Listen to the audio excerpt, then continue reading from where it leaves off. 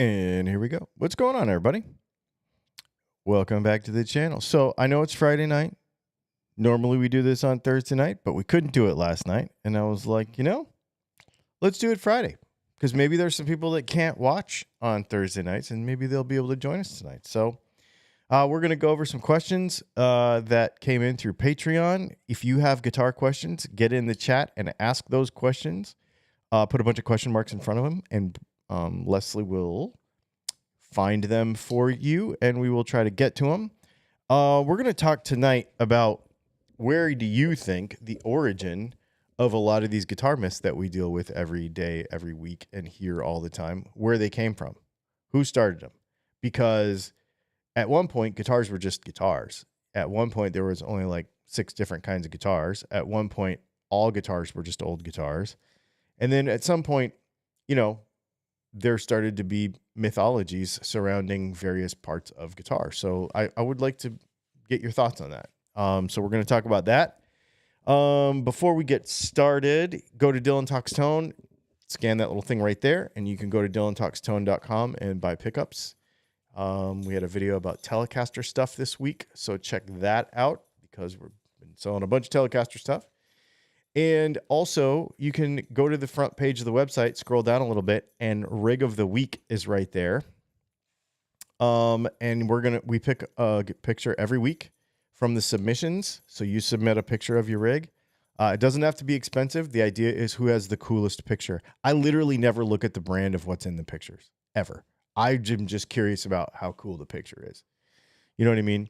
So take the coolest picture you can of your rig, put it in there. We're going to pick it. And then at the end of the month, the last live stream of the month, you, the viewers, will pick the winner of the month, and we'll send you some neat stuff. So this is the rig of the week this week. Whoa. Right?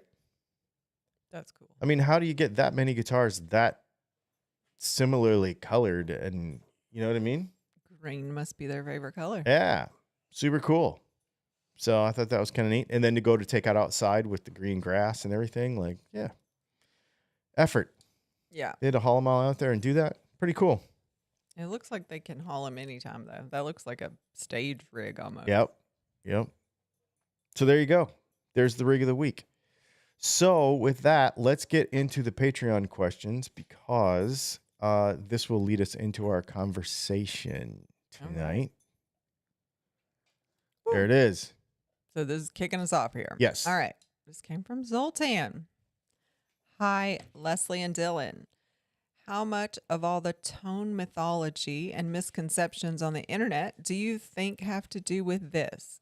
Several generations of guitar enthusiasts from the early 1980s to the late 2010s grew up essentially on cheap ceramic pickups and crappy pots plugged into mediocre solid-state bedroom amps. Until relatively recent improvements in amp modeling and mid-market guitar electronics, most of us never experienced pickups that weren't muddy and pots that weren't on-off switches.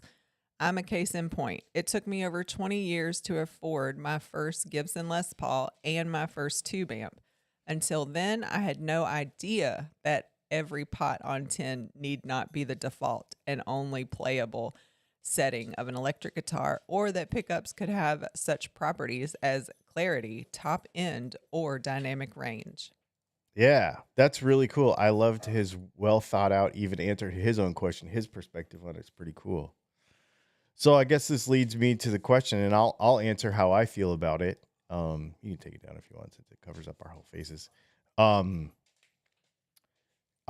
answer how I feel about it. I think it is a product of the internet, in my opinion, because when you were just a bunch of buddies, and it's still this way, if you're a bunch of dudes just hanging out like on a Friday night playing guitar, nobody really cares. If I go to, my local whatever, kind of just hang out, and everybody's got guitars and they're all hanging out. Everybody's got a little of everything. Mostly, to be honest with you, most people, there's a few people that have really nice stuff, but a lot of people just have, like what you said, like the normal average stuff that we all have. And And nobody really cares. You just jam, you just have fun and whatever. And I think, in my opinion, the internet honestly caused the argument, because you could say something and think something and put it out there and then get people to agree with you, even if it wasn't true, and not have, the gift of anonymity that the internet gives you. I think it empowers that.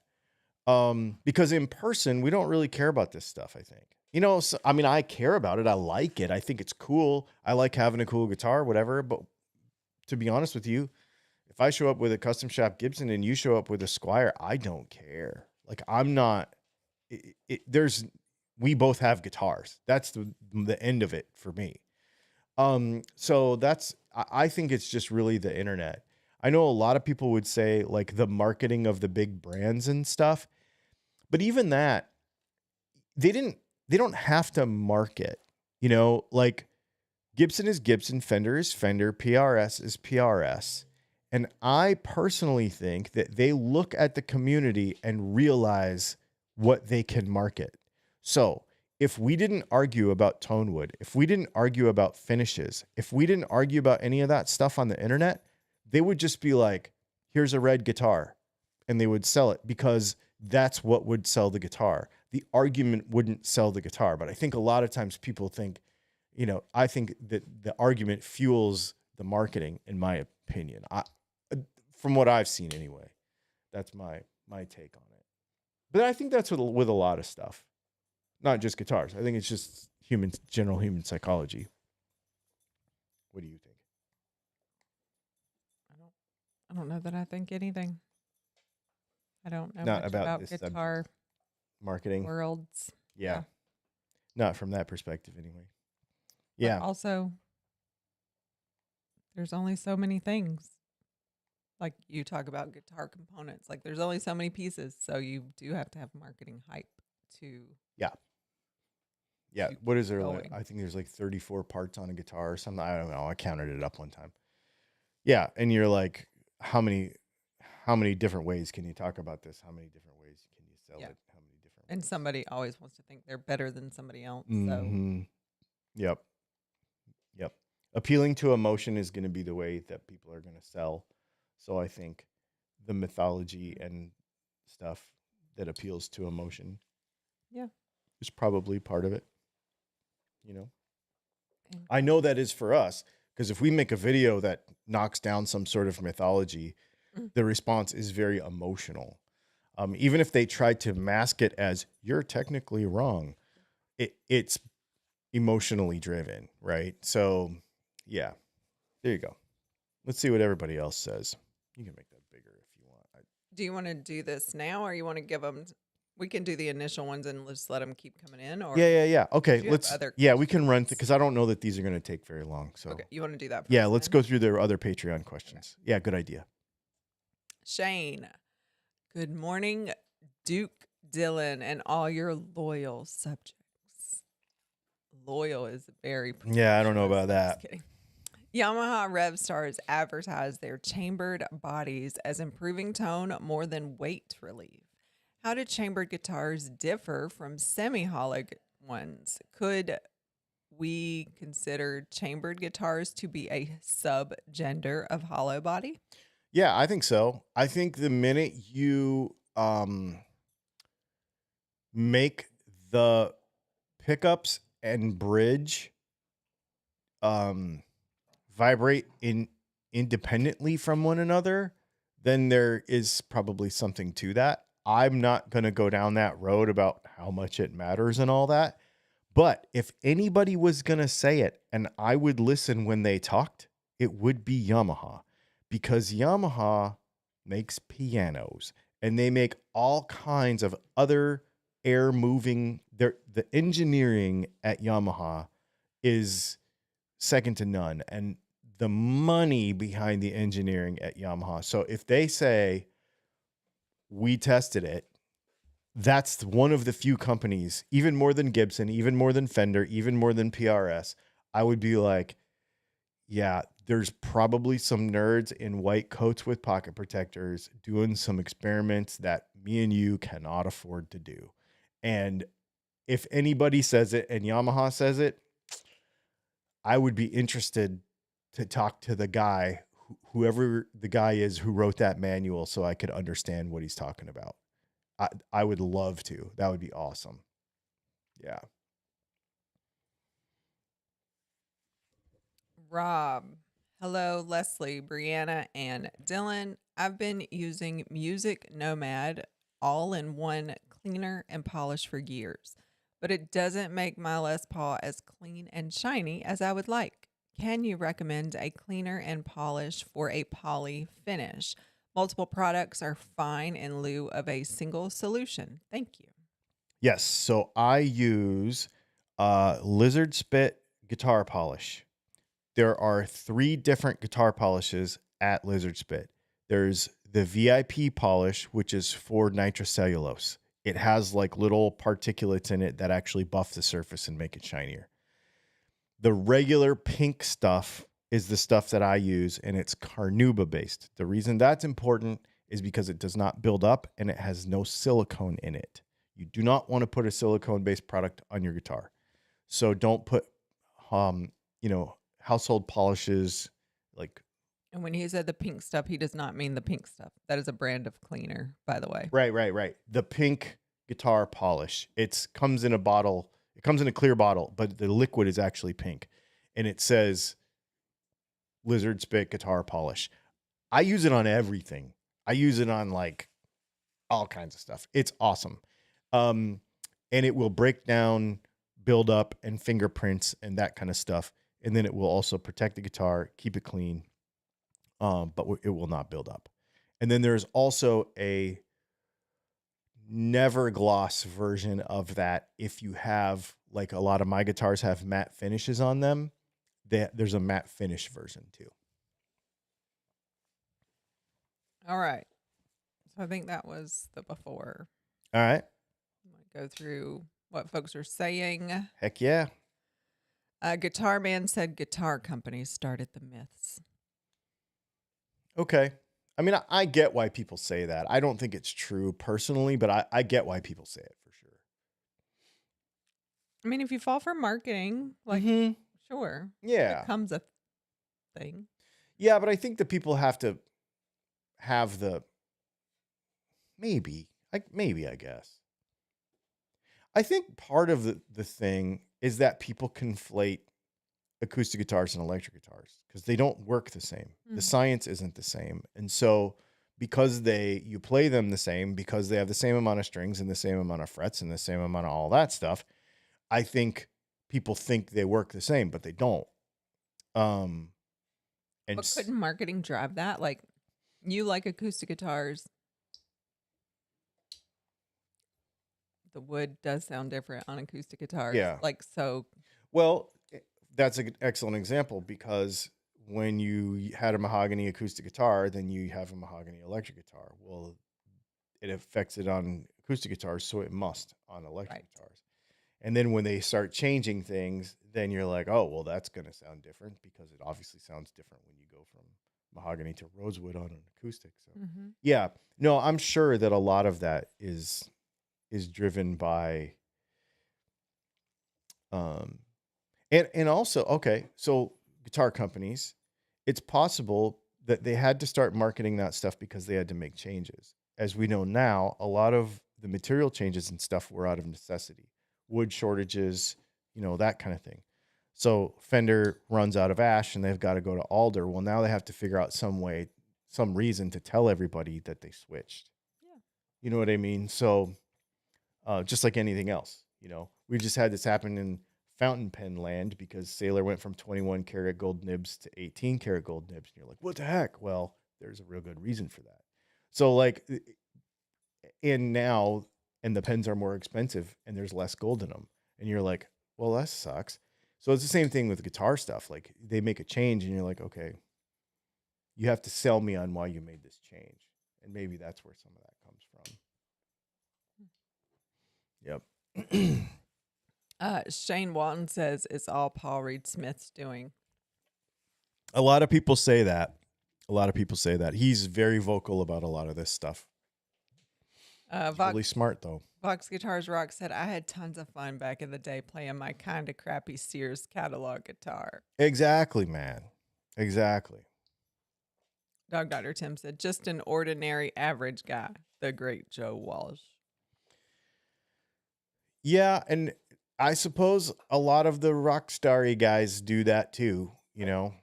I think well, if Jimmy Page used it, because we get this all the friggin' time. We did this thing about noiseless pickups, and they're like, well, I guess we did this thing about noiseless pickups and how I don't like them. Well, I guess Jeff Beck and Eric Clapton were wrong then. And I'm like, they're not wrong. I just don't like their pickups. Like, but just because a famous person does it, then all of a sudden the myth is alive. Mm-hmm. Gary Jackson said the arguing helped to push people to the higher end of merchandise. Maybe that's true. The high end versus low end thing is interesting because in the beginning there was no end. It was just Strats, Les Pauls, 335s, SGs. And when the import craze started in the late 70s, when Ibanez really kind of started it, the other brands kind of had to catch up. And so that's where Squire and the Fujigen factory and all that stuff started. And then Epiphone and Korea and then Japan and China. And so it's been kind of a race to the bottom since the late 70s. And so I don't necessarily think I think it's sort of backwards from that, because really cheap guitars came later. And then I suppose there is the attempt to justify the cheap guitar in lieu of having the real thing, as a result of that.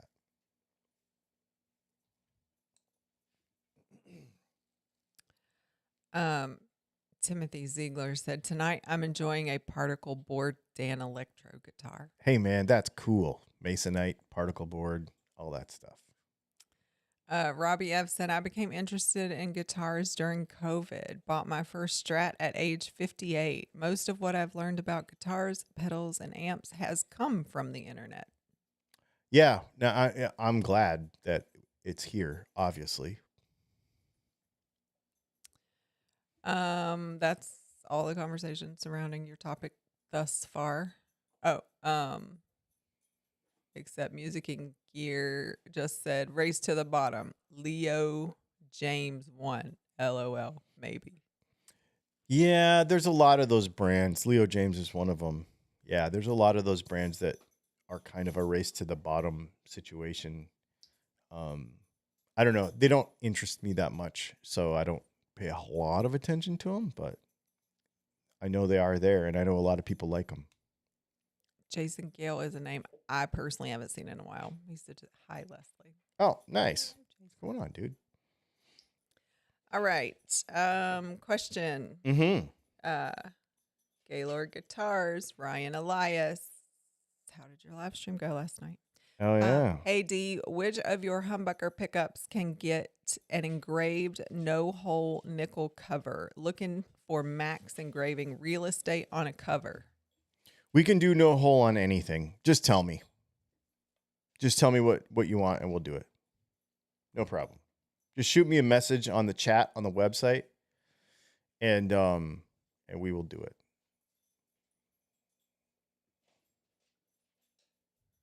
Auto lore, maybe. Pot wise, what pots manufacturer makes the best pots with best taper? I don't know that there's a best. There's obviously preferences to that, but Bournes and CTS would be at the top of that. I like CTS pots for a lot of stuff, but Bournes pots are awesome because they're lower friction. And I think Robbie F is somebody who likes Bournes pots. He likes the real low friction stuff. I actually like low friction pots too. So I would say either Bournes or CTS. And as far as taper goes, you would kind of have to try them. I've never actually sat down and plotted them. I suppose I could. Yeah, I've never really sat down and plotted them, but they both have pretty good tapers. My personal favorite is a CTS 250K, or the 500, the 550s actually. We use the 550s. And I like the logarithmic tapers. We don't use linear, because it gives you a lot more kind of range to move around when you're using the guitar. It's not quite like a shelf. Vox Guitars Rock says, Dylan, what do you use to clean up a scratchy guitar volume or tone pot? What's that stuff called? Somebody else will answer it before I can think of it. Deoxit. Deoxit. A new pot. Yeah. Try Deoxit, but a can of Deoxit's like $15 and a new pot is like $6. So Oh, maybe I'm not wrong. I mean, it depends on your setup. Like if want to take it apart. If you have to go dig around in your garage for an afternoon to find your soldering iron, then buying a can of Deoxit, it might be handy to have around the house. But if you're like me and you can just run over there and solder something, then it's easier to just put a new pot in it. So it just kind of depends. Shane Walton said, I was lucky because my father played guitar professionally, so he kept me away from the cheap stuff even when I was young. He went and got his granddaughter a high-end Martin when she was only 13. Wow. Yeah, that's cool. Dog Dr. Tim said, I too got my first guitar in 19. Squire Strat starter kit with a 15-watt Fender amp, inspired by reading the book Play It Loud. If you haven't read it, you should. I didn't know some of these people are so new to guitar. That's really cool, man. And later in life, I mean, I don't want to ageism anybody, but later in life, that's pretty rad. That's super cool. Yeah, you look at our demographics of our channel, and it does trend a little bit older, but it's interesting to find out that, guitar practice career-wise, they're very young. Mm-hmm. You can consider yourselves young. How about that? Yes. It's pretty cool. Butch Landry, your more switch video was cool. Thank you. Is the 4-way T-style upgrade kit the package to order, or do we need to request the more button setup with the extra wire installed? No, just the 4-way kit. You just get the 4-way kit and it comes with it. It's already done. When you order that, we automatically put it on the pickup. And here's the other thing. If you are doing your own wiring and you're like, hey, I need the pickup to have an extra wire, just leave a note on your order and I'll do it for you. There's a bunch of other companies that charge like an extra $15 for that or whatever. I'm not going to charge you for that. I'll just do it. Just put a note on it so I know. All right. What else you got? Any off-topic things or?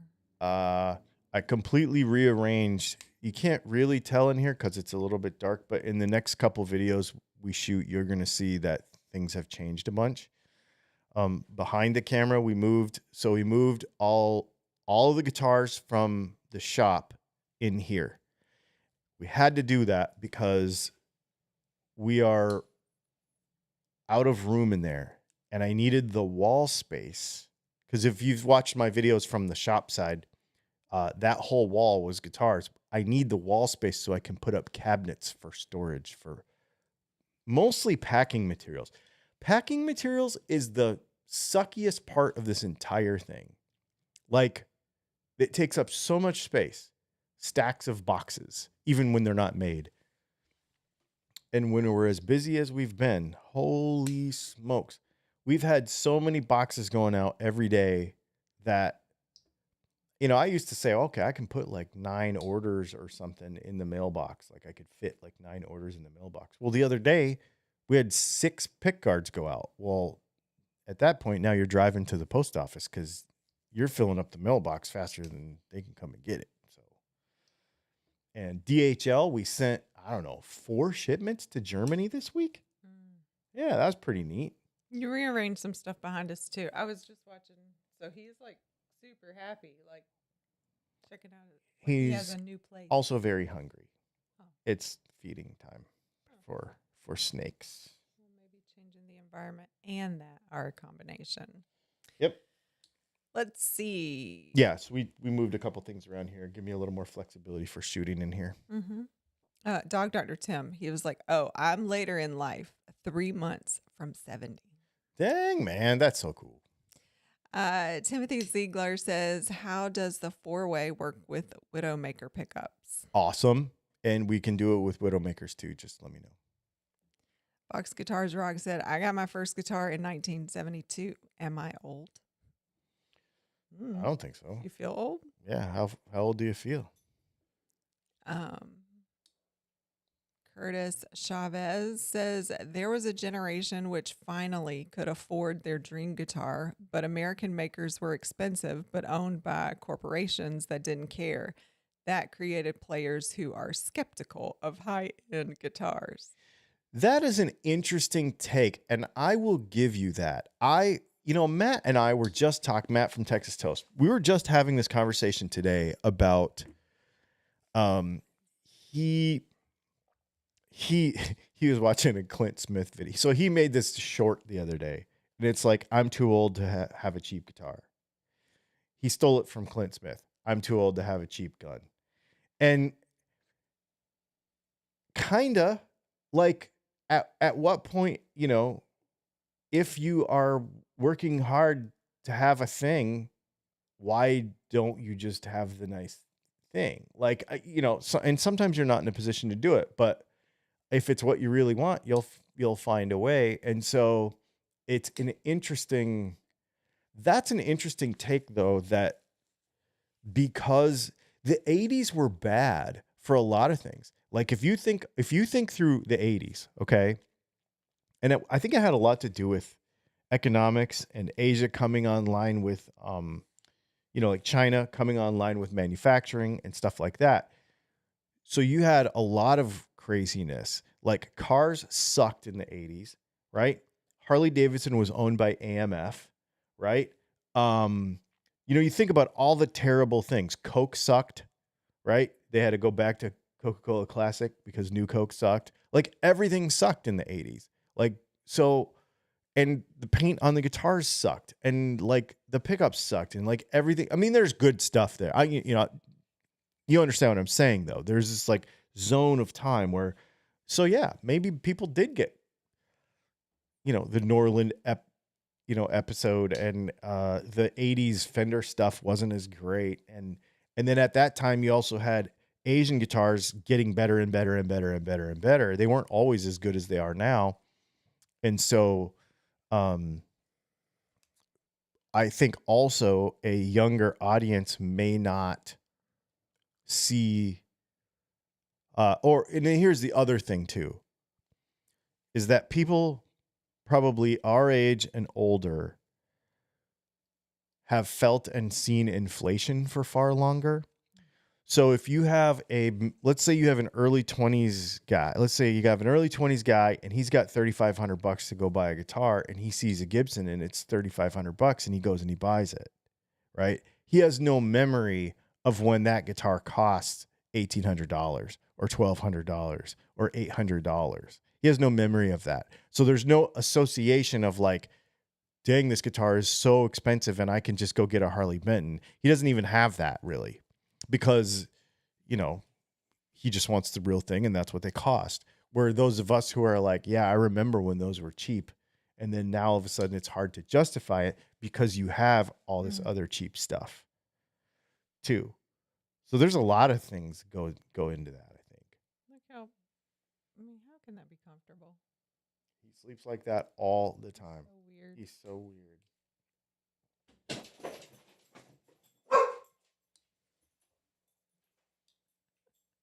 Oh, the snake knocked the light down and it freaked out both dogs. Yeah, that scared me too. Yeah.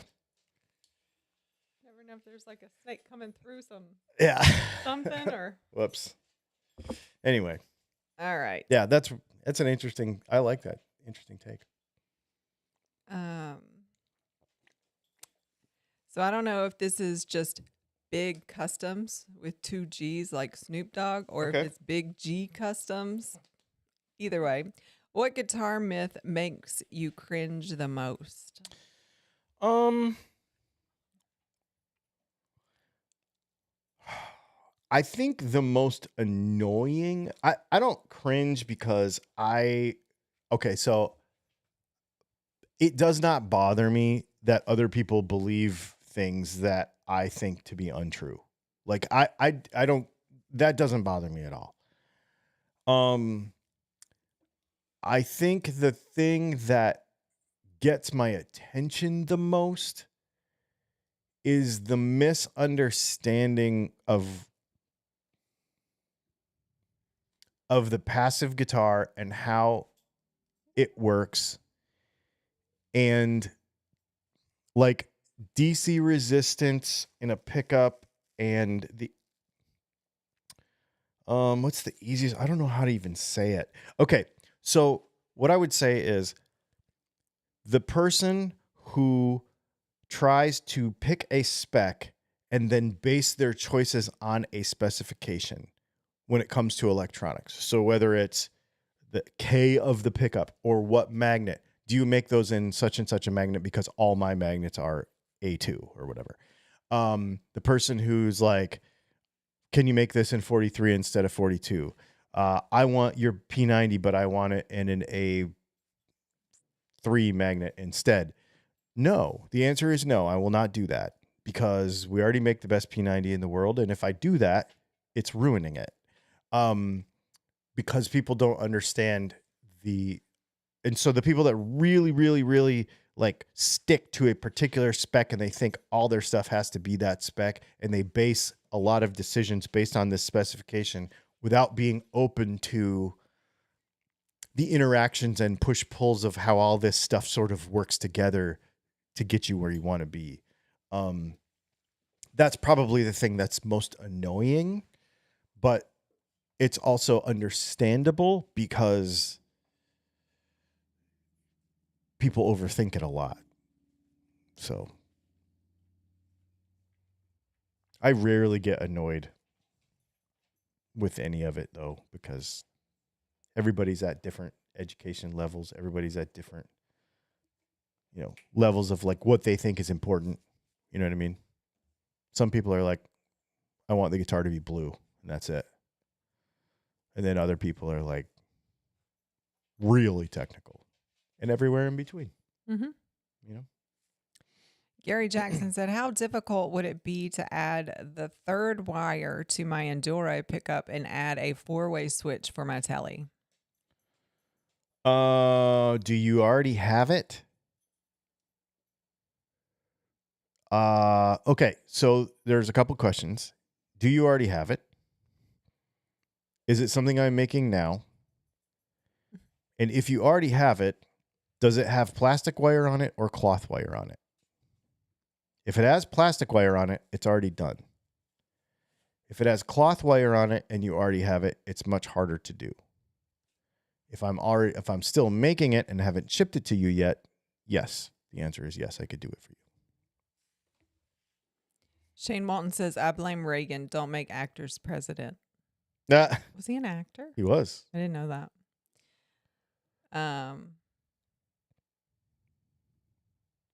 Music and Gear says the Super Strat was born in the 80s, but not by Fender.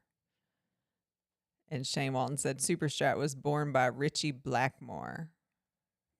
I don't know any of these things. Gary Jackson said interest for buying a house in the 80s was like 18%. Yep. Jeez. Vox Guitars Rock said disco was a 1980s thing, I think. Disco doesn't suck, does it? That's not 80s thing, is it? It started in the 70s, but it went well into the 80s. Much later than people think. Do you think disco sucks?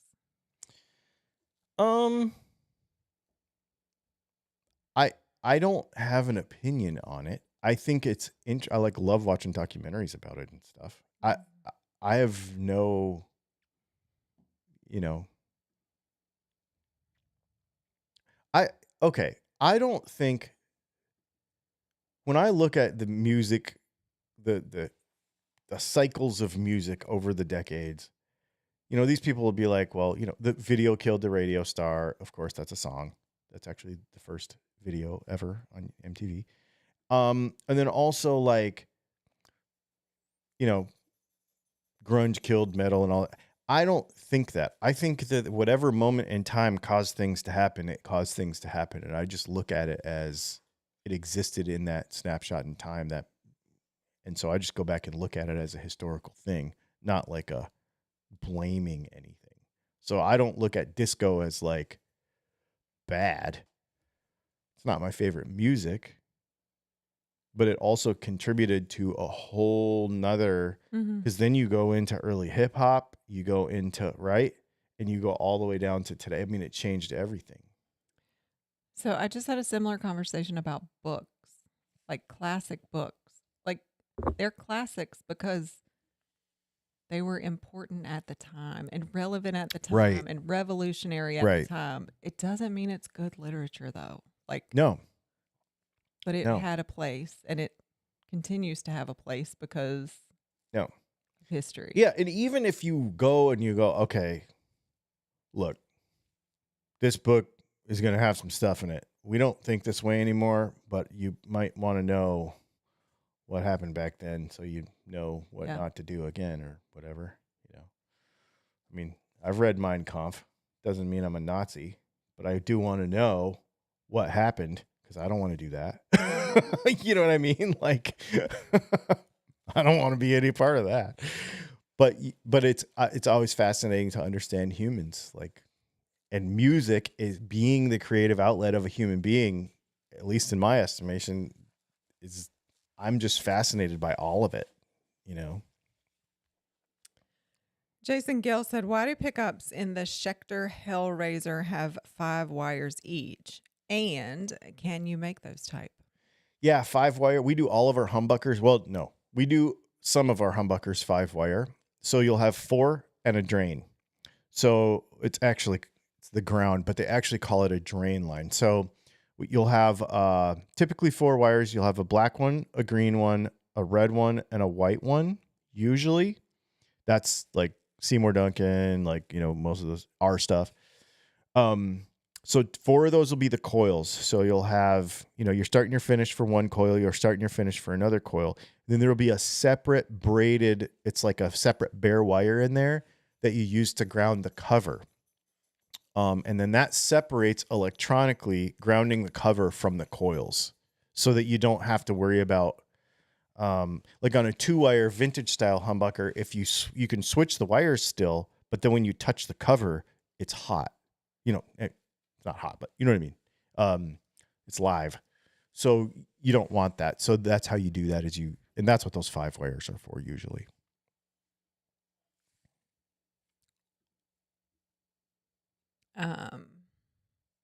Maybe Jorge Ambriz, I don't know. I really love your videos. I have learned a lot from you, but I couldn't disagree more on your tonewood denial. I mean, I agree with you. Like, honestly, the tonewood thing to me, it is as important as it is to you. Is how important it is. It is not important to me. Like, I don't care what my guitar is made of. I can make my guitar sound good. Well, I can't. I mean, I can make the sound. I can make the guitar sound, whether it's ash, alder, mahogany, whatever. I can make it sound awesome. Doesn't matter what it's made of. I would bet money on it. In fact, I do bet money on it because this is what I do for a living, and I support my family with it. So it does not matter to me. If it matters to you, then I think you should be passionate about that. I have nothing against that. Now, if you call me and say, I have an alder body something, and I have a swamp ash something, What pickups do you recommend for each? I may recommend the same pickup for both guitars because my pickup can do both guitars. That doesn't mean it doesn't matter to you. It just means that I've developed a product that can do two things, not one.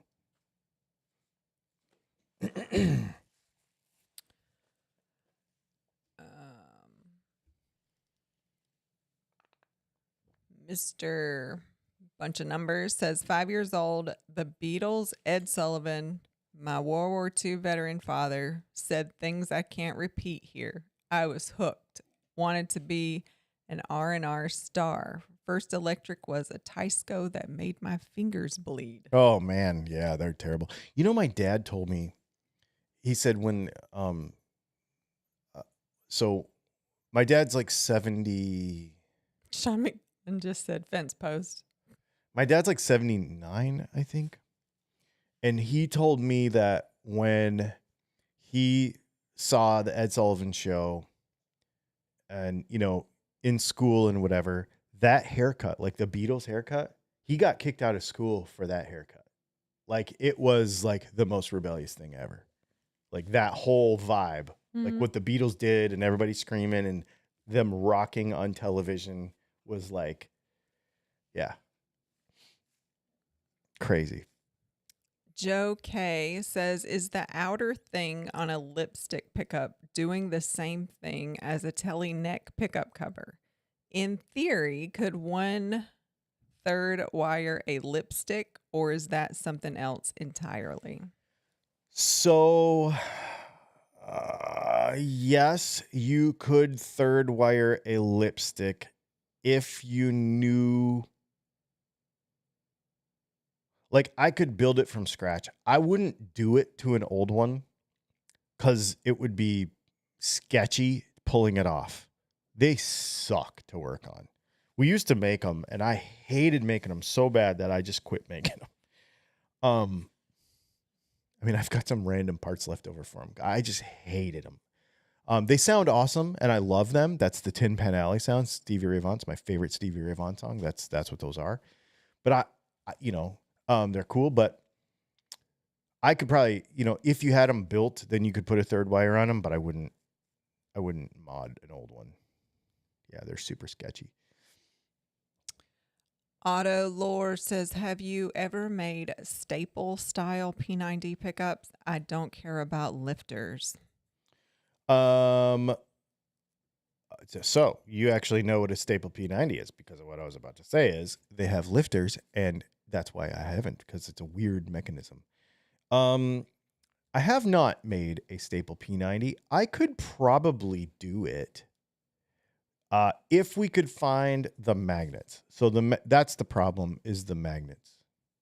Finding the right magnet dimension. But we could probably make them out of acrylic. They wouldn't look the same because I don't have the covers. So we would make them out of acrylic, and then we would, but yeah, I could probably do it if I found the magnets. I don't know if I care about doing it. But Fox Guitars Rock says all popular music influences what comes after it to some extent, I believe. yeah, I think so. And then the crossover of various ages and the crossover of culture. And, of course, it changes now because we have the internet. So you can listen to music from, Europe and Asia and, what were we listening to? We were watching some Rig Rundown. Oh, it was Machine Gun Kelly and his guitar player, Justin. He's really freaking good. I forget what his name is, Justin somebody. Anyways, but he had spent the previous 10 years in a K-pop band in Korea where they don't actually play on the stage. They play behind all the scenery and stuff. And now he's playing with MGK. And of course, he's right out there in front. And he's an incredible guitar player. But like that, for example, didn't happen a long time ago where he's experienced a whole bunch of different cultures just playing guitar. That's newer.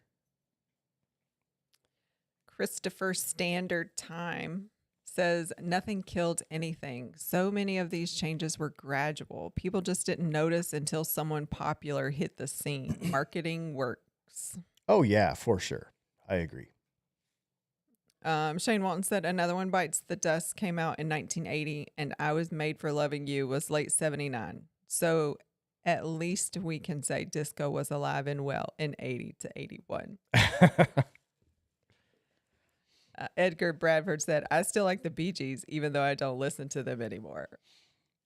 I'm glad you said that because I think that too. Like, I don't listen to that stuff anymore. I've heard it enough times. I don't need to hear it again, kind of. It doesn't make me not like them or disrespect them or anything. Okay, I'm kind of disappointed. Your software must have got an upgrade, and Yes. now I don't get emoji X-Play. I was actually going to tell you that the other day. funny. That was one of the things they updated was now you can see the emojis. I wonder if it goes on the screen too. Does it? It does. Okay, that's kind of awesome. That's awesome. We got a fun super sticker from Dana. Thank you. Dana. Okay, that's really cute. And that's actually pretty Look, cool. it We can glows put like it on the that. screen. Yeah. Okay, sorry. No, that's rad. Easily amused. This is a new feature. They just Yes. It used to be like, I mean, what do you think It would that is? be A like- fox? It would be like smiling fox with smiling a tilty fox head, wiggles his head back and forth. Yeah. which I love because It's fun. alternative text. Because yeah. Okay. Joe K is talking about you. He said, I think his way of explaining stuff fits into my receptors for learning things. It's a good fit. And I just wanted to read that because it made me laugh inside because I was like, yeah, sometimes your way of teaching surely doesn't reach me at all. No. So it's just funny when people say, like, that you're so relatable. And I'm like, what are you talking about? I know. Yeah. There are some times where we need to learn the same thing completely separately and then come back and discuss it. Yeah. Like, we're working on some stuff like on the website lately and stuff. And I'm like, oh yeah, I knew that. And she'll go off some and learn something and come back. And like, but we can't like, well, cause you're going to read it and I'm going to watch a video about it. First of all, that's usually the thing. And how I practice something is different than how you, yeah. Yeah. Yep. We definitely learn differently.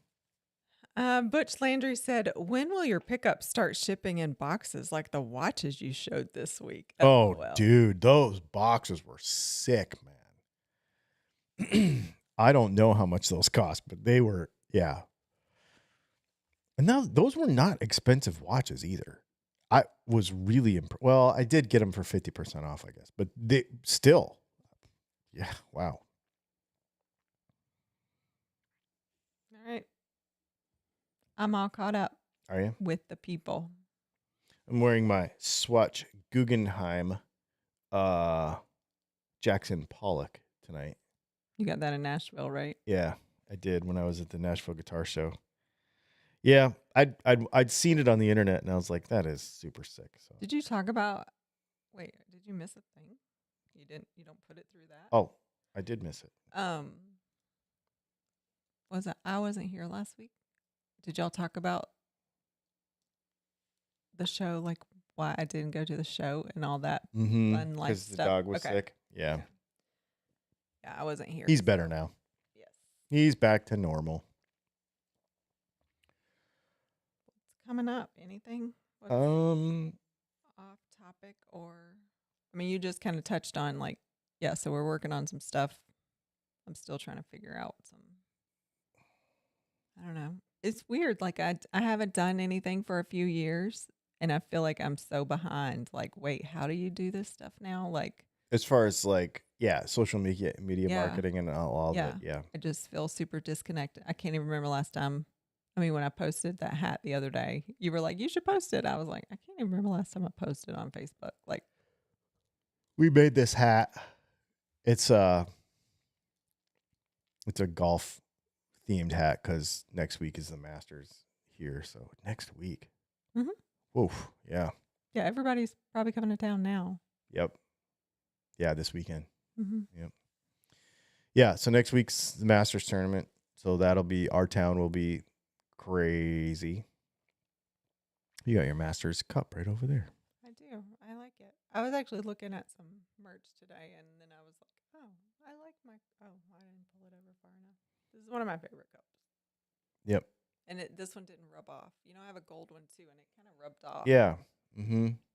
But that one seems to be holding up rather well. Yeah. What else we got down there? I saw a couple things come in.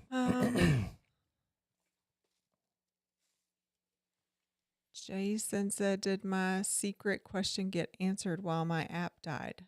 Your secret question? I don't know. I don't know what the secret is. Secret. I don't know, Jason. Maybe ask again. It's possible that we didn't get it because your app died. Yeah, I know. Oh, he said Schechter, not secret. I still don't know. Your should we Schechter answer question. a Schechter? Yes, I did. About the 5-wire Yes. 5-wire pickups. Yes. Yep. 4 coil wires and a drain. Yep. We did answer that. Schechter. Hang on. Scrolling back up. Jason Gale said, you make a great point about marketing adjusting to and impacting on the fly, rolling with the changes. Marketing is all about being in the cutting edge, starting current and with the pulse of your mark. Yeah. And actually learning how people communicate and understanding what they're looking at. I mean, I've been using AI a lot to plan marketing. Now, obviously I write my own stuff still, but because the internet knows, because somebody asked me like, why are you using AI for that? I'm like, well, because the internet knows what's on the internet more than I do. Mm-hmm. So if I ask ChatGPT, what's the new hotness of whatever, it can scan the internet and tell me better than I can. Mm-hmm. So, and the internet is just people talking. So what are they talking about? And, getting part of that. And it's really been helping, even, topics for videos and stuff like that. Of course, I don't let it write scripts or any of that, because it'll offer, be like, do you want me to write a script? And I'm like, no, this is the idea. This is what I want to put in it, blah, blah, blah, make me an outline so it's in order, which, and then I'm like, a lot of times I don't really even go by it, but I don't let it script anything or any of that, but at least the general outlook of like, this is what people are talking about this week and this is what they want to know about. Really, really helps. Shane Walton said, I was wearing my Dylan Sasquatch shirt when I visited the doctors this week and the nurses all loved it. Is Sasquatch popular in other countries? That's a good question. Because he's in Japan, right? In Japan. Interesting. I never even thought about that. Or is it just like a different legend? Yeah, because there's a Yeti in places. Mm-hmm. I don't know. I've never thought about that. Yeah. And I know a lot of the Canadian First Nations stuff, there's a whole different. Is there? Mm-hmm. Yep. Sean McMillan said, practice with my cordless hole puncher this evening. So much fun. I have not done that in a while. I need to do that. I need to get back on a. Oh, here we go again. This is so fun. These are so cute. Super How's sticker it going? from Dana. Thank you, Dana. It says, how's it going? It's like a high five too. I don't know. I love it. Shane said in Japan we have kappas and tangas. I don't even know if I'm saying that right. I've never heard of either of those. I've heard of that before, but I don't have a reference. Dana has a question. What effect does it make when you raise or lower pole screws on a humbucker? So if you just raise the screws and don't raise the pickup, it depends on how good the pickup is. Okay. So, and it depends on a lot of things. So in the perfect scenario, and you have a pickup with really good dynamics and you have a nice quiet cable and everything is right, and you raise the pickup screws, what will probably happen is that it will change the mids and the highs. It won't necessarily change the output because even though they get closer to the strings, they get further from the magnet. So there's like an offset there. A lot of people think that if you just raise them up, then it's just going to get louder, but that doesn't always happen. Honestly, sometimes it's like lowering the whole pickup. The other thing that will happen is you'll have a differential between one coil and the other, which can change the mids too, because the interaction of those two things has a big effect on the mid-range. And those screws are always a little bit taller than the slugs anyway to poke out of the cover, because that cover doesn't always sit totally flat against the slugs. Big G Custom says, does Leslie play guitar? She does not. Nope. She does not. Shane says, and Kappas are green with beaks and Tangas are red with long noses. They're terrifying. I just Googled them both. Oh, really? Yeah. I still have never seen that. Not even in I've art heard work, it. I don't think. I feel like I've seen it in artwork. That's where feel like I've seen it. Jit Boy says, just got out of the shower and just caught you. You effing rock. Thanks, man. I've not seen that name before. Jason Gale says, I'll be 56 in May if I make it. I guess that means he's still not doing well. And then Chick just said, holy shit, you're live. Love, love, love your vids. I've learned so much. Thanks for everything. So Thanks. yeah, maybe we are able to Yeah, reach more thanks, people man. tonight. Usually we do this on Thursday. Yep. And so, but just because of this week, we had to do it tonight instead. Well, we could have done it late last night. And I was like, which I'm glad we didn't, because we ended up being out very late. But I was like, no, let's do it on Friday, just in case. There's a few people that, want to see what it's about, but I've never checked it out on a Thursday. You know what I mean? Mm-hmm. So,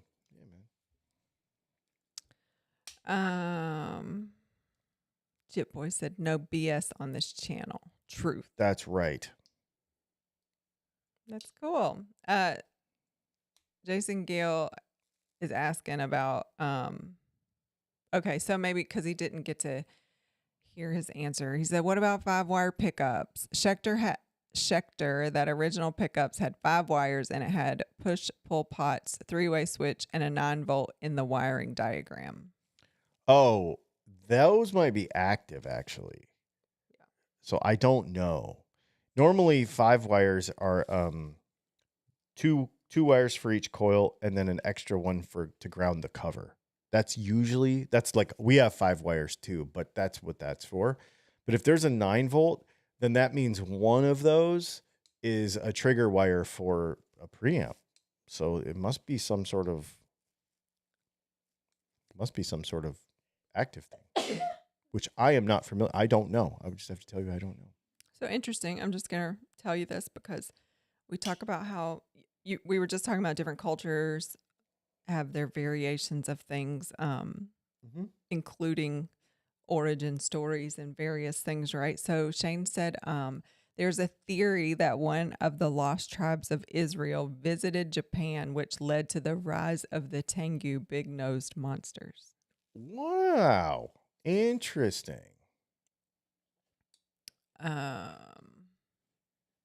Jit Boy said, I may add titanium frets to a guitar. Have you ever played them? Tone difference? I've not, but that is interesting because titanium is very soft. I've got grade 5 titanium in my hand. This is grade 5 titanium. And I've not had this knife for 2 or 3 weeks. And it already is very scuffed up from just being in my pocket with other stuff. And this is a grade 5 titanium bead. I don't know that I would want it. Wait, titanium is soft. Isn't that what's in your back? Yeah, but like the Vickers hardness is very soft. In fact, companies like Citizen and Formex, and there's a couple of other watch companies that harden their titanium specifically so it does not scratch, because normal grade 5 titanium is very soft. Interesting. It's not very soft, but it's like, you know, I mean, but there's things that have to be done like that. Like I even mean, like a lot of sterling that you see? see now is rhodium plated. Yes. Turquoise typically has to be resined so it doesn't disintegrate because it's actually a really soft stone. So there are various things that have to be done like that. What is 800 Vickers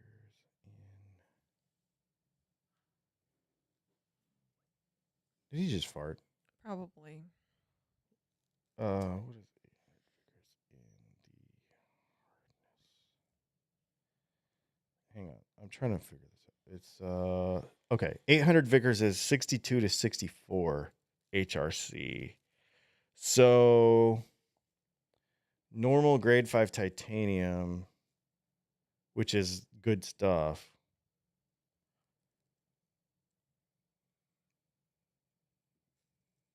is somewhere around half of that. What is the Vickers of 316?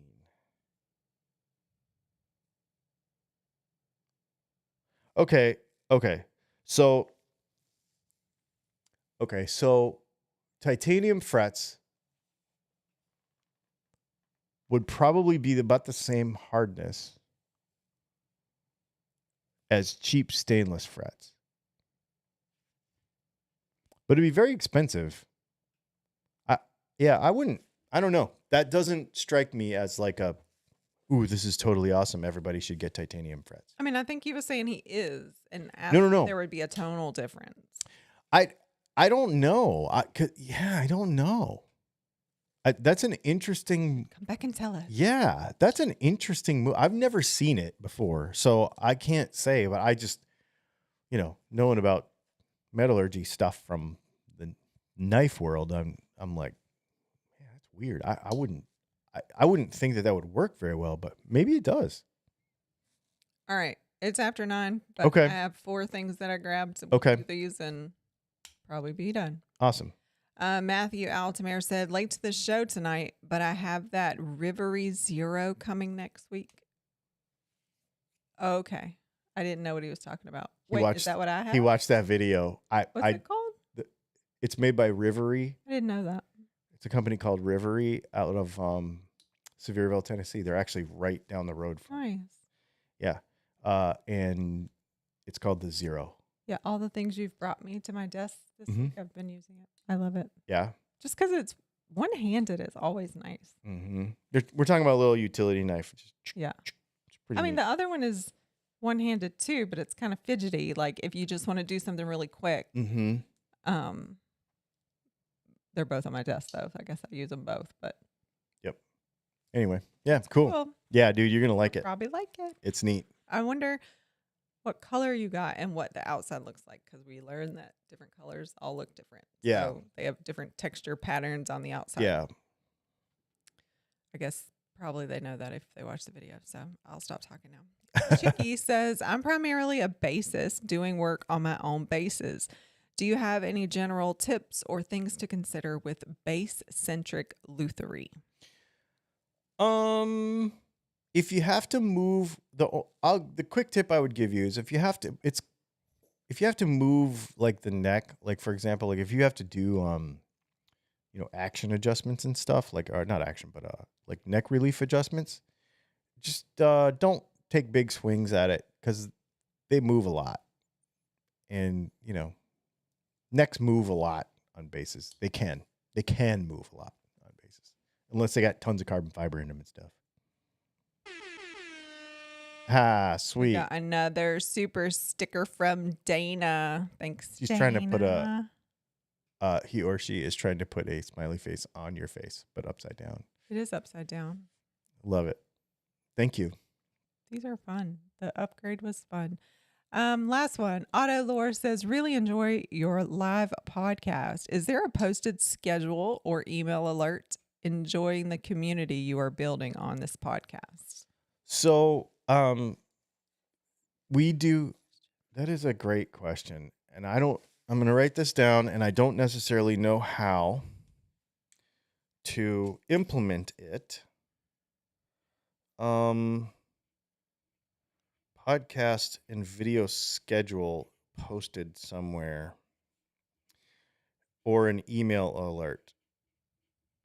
So You definitely wrote that like you said it in English, like there's a couple things that I have been looking at. schedule. One of them, I did. Whoops. SCH. One of them is text alerts. Oh, you've been thinking. Everybody's, about that. yeah, I have the tools to do it. I just don't know how to tell people about it. I've got to look at the tools and figure out how to do it. Our live, we have an actual podcast. The Just Gonna Say It podcast is Tuesday at 4 p.m. Eastern live. This live stream is usually Thursday night at 8 p.m. Eastern live. And then we have other videos that are pre-recorded throughout the week. And then typically what I do is Pretty on a schedule though, like premiering at 4 o'clock. certain Yeah. stuff. Typically the videos come out at 4 p.m. Eastern time every day. Because he's usually still present. So Yeah. might be a pre-done edited video, but he still runs it. We live do it when as a he's video there. premiere with a chat and everything. And then the other thing is, it got goofed up this week, but and last week because of Nashville. But typically every Friday morning, I upload the 2 live streams from the week to all the podcast platforms. Because of Nashville and because of this crazy month that we had, things are a little jumbled up. And this weekend, I'm going to fix it and get everything caught back up. But usually every Friday morning, I upload the Tuesday show and the Thursday live show to Spotify, iTunes, Google Podcasts, all that. Awesome. How would you like to be notified of new content? That would be an interesting question. If you really are a fan of what we do. Yeah. I think the first step would be to post it. It should live on your website somewhere where they can opt in to emails, and maybe it needs to be a part of the emails all the time, like a reminder of the schedule. So one of the things I've been doing lately is whatever, like the email that went out this morning had like an in case you missed it with the video from earlier in the week at the bottom. But we might be able to put some more thought into that and make it a little more effective. How far in advance do you post? You don't really post thumbnails very far in advance, right? No. Because if you did, they could get notifications of those. But also, if you subscribe and click the little bell, YouTube will tell you. Mm-hmm. And all of these are on YouTube. So Yep. That's a way to get notified that's already built in without us bugging you. Yep. What is anybody adding to this part of the conversation? I'm just curious. Butch Landry said text works. Otto Lore said text alert would be cool. Okay. Yeah, I'm a person who doesn't like to be bugged a lot. However, I like text alerts. I on like certain text things. alerts. Yeah. That's like my favorite thing. I have a couple of them from like an ammo place and from another knife place every time they drop stuff. And I love that stuff, actually. I would rather that than an email because it's in an instant. I can either see it on my watch or on my phone. I'm like, that's what it is. I already know what it is. Right. And I know that I can ignore it. Where an email is like, I have this whole freaking page of everything. Yeah. Yeah, because you can see the alert. It usually gives you like the briefest why you're getting it. And then a link if you want to click. Yep. And sometimes I do click and it'll pop up an image before all the text fill. So I know if I'm interested. But I'm very particular about which ones I get. Yeah. Because you have the ability to filter those out. So. Well, let me look at the tools and see what we can do to start implementing that because I know we have those tools available. I just haven't done it. And there's a cost associated with it, but it doesn't matter. I want to make sure that everybody's getting what they want. So. And what will make me sign up for a text alert more than anything is to get a discount code the first time I sign up. That's what we're going to do, is we'll do a discount code on the website. Because I'll give everybody's text alerts a chance. I'll get my discount, I'll get an order, and then if you annoy me, I stop the alerts. Yep. But Yeah. I will sign up in a heartbeat if there's a discount. Exactly. Yeah. No. I think we'll probably do the same thing. Cool. Yeah, man. Thanks, everybody.